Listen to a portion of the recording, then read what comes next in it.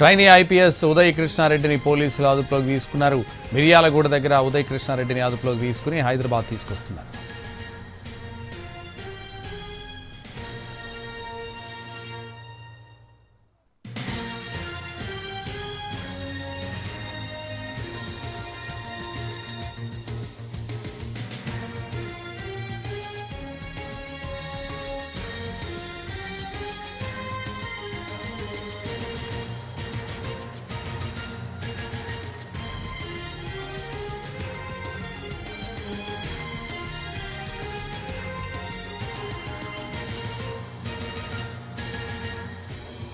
Trainee IPS Uday కృష్ణారెడ్డిని పోలీసులు అదుపులోకి తీసుకున్నారు.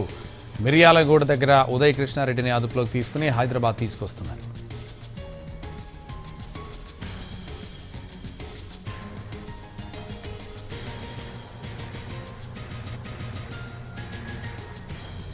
ట్రైనీ ఐపీఎస్ ఉదయ్ కృష్ణారెడ్డిని పోలీసులు అదుపులోకి తీసుకున్నారు. మిర్యాలగూడ దగ్గర ఉదయ్ కృష్ణారెడ్డిని అదుపులోకి తీసుకుని హైదరాబాద్ తీసుకొస్తున్నారు.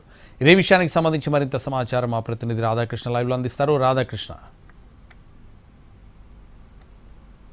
సంతోష్, ఎట్టకేలకు ఉదయ్ కృష్ణారెడ్డిని అయితే ప్రస్తుతం పోలీసులు అయితే అదుపులోకి తీసుకోవడం జరిగింది. అతను ఒంగోలు నుండి బయలుదేరిన తర్వాత విజయవాడకు మధ్యాహ్నం చేరుకున్నాడు. అక్కడ భోజనం చేసి తిరిగి హైదరాబాద్కు వచ్చేందుకు తన కారులో తన బంధువులతో కలిసి అతను బయలుదేరడం జరిగింది. కొద్దిసేపటి తర్వాత, అంటే దాదాపు మిర్యాలగూడ సమీపంలోకి వచ్చిన తర్వాత పోలీసులు అతని కారును అడ్డగించి కొద్దిసేపటి క్రితమే అతన్ని అదుపులోకి తీసుకోవడం జరిగింది. అతన్ని మిర్యాలగూడ నుండి హైదరాబాద్కి అయితే తీసుకొని రావడం జరుగుతుంది. ప్రధానంగా అతను హైదరాబాద్కు రావడానికి కూడా రేపు హైకోర్టులో క్వాష్ పిటిషన్ ఉంది అతని కేసుకు సంబంధించి. దాంట్లో భాగంగానే అతను హైదరాబాద్కు వస్తున్నాడు. హైకోర్టుకు సంబంధించిన ఆర్డర్ ఒకవేళ క్వాష్ పిటిషన్ ఆమోదం చేసి కేసు కనుక కొట్టివేస్తే తిరిగి ఎన్పీఏకి వెళ్లేందుకు, ఒకవేళ లేదు విచారణకు సహకరించాలని కనుక వచ్చినా కూడా విచారణకు సహకరించేందుకు అతను హైదరాబాద్కి అయితే బయలుదేరడం జరిగింది. మరొకవైపు అతను తనపై నమోదైన అభియోగాలపైన కూడా స్పందించాడు ఉదయ్ కృష్ణారెడ్డి. తనకు న్యాయ వ్యవస్థ పైన పూర్తిగా నమ్మకం ఉంది, తన నిర్దోషిత్వాన్ని పూర్తిగా నిరూపించుకుంటానంటూ కూడా అతను చెప్పడం జరిగింది.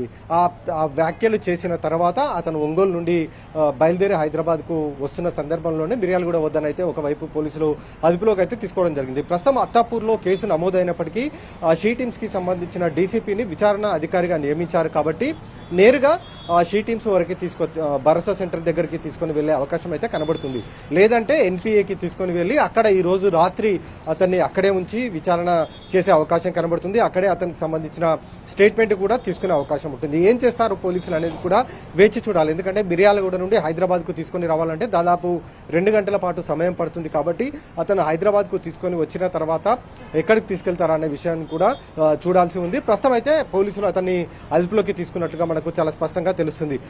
కానిస్టేబుల్ గా ఉన్న ఉదయ్ కృష్ణారెడ్డి సివిల్ సర్వీసెస్ వరకు వెళ్లడం, ఆ తర్వాత ఈ మొత్తం అభియోగాలు ఉదయ్ కృష్ణారెడ్డి పైన ప్రధానంగా అభియోగాలు రావడం, ట్రైనీ ఐపీఎస్ ఆఫీసర్ తనపై లైంగిక దాడికి పాల్పడ్డాడంటూ కూడా అభియోగాలు మోపడం, ఇవన్నీ కూడా 2 తెలుగు రాష్ట్రాల్లో కూడా తీవ్ర కలకలం రేపాయి. ఎందుకంటే కానిస్టేబుల్ స్థాయి నుండి అతను కష్టపడి ఇక్కడ దాకా వచ్చాడు. ఈ టైంలో అతని పైన ఇలాంటి అభియోగాలు రావడం పైన ఒకవైపు సర్వత్రా ఆశ్చర్యం వ్యక్తం చేసిన పరిస్థితి కూడా కనబడడం జరిగింది. ఆ తర్వాత అత్తాపూర్ పోలీసులు కేసు నమోదు చేయడం, ఇతను సూసైడ్ అటెంప్ట్ చేయడం, దాదాపు 4 రోజుల పాటు ఎస్ఆర్ నగర్లోని ప్రైవేట్ ఆసుపత్రిలో ట్రీట్మెంట్ తీసుకున్నాడు. ఆ తర్వాత అక్కడి నుండి డిశ్చార్జ్ అయిపోయి తన సొంత ఊరికి వెళ్ళాడనేది అతను చెప్తున్నాడు. కానీ పోలీసులు మాత్రం అతను పరారీలో ఉన్నాడన్న విషయాన్ని పోలీసులు చెప్తూ రావడం జరిగింది. కానీ ఇవాళ మాట్లాడిన తర్వాత, మీడియాలో మాట్లాడిన తర్వాత, ఒకసారి అది కూడా ఎన్టీవీ తోటి స్పందించి మాట్లాడిన తర్వాత పోలీసులు అతనిపై నిఘా ఉంచడం జరిగింది. ఎప్పుడైతే ఇతను హైదరాబాద్కు రావడం మొదలు పెట్టాడో అతన్ని నిఘా ఉంచి మిర్యాలగూడ సమీపంలో అయితే అతన్ని అదుపులోకి అయితే తీసుకోవడం జరిగింది. 2 గంటల్లో, అంటే మరో 2 గంటల్లో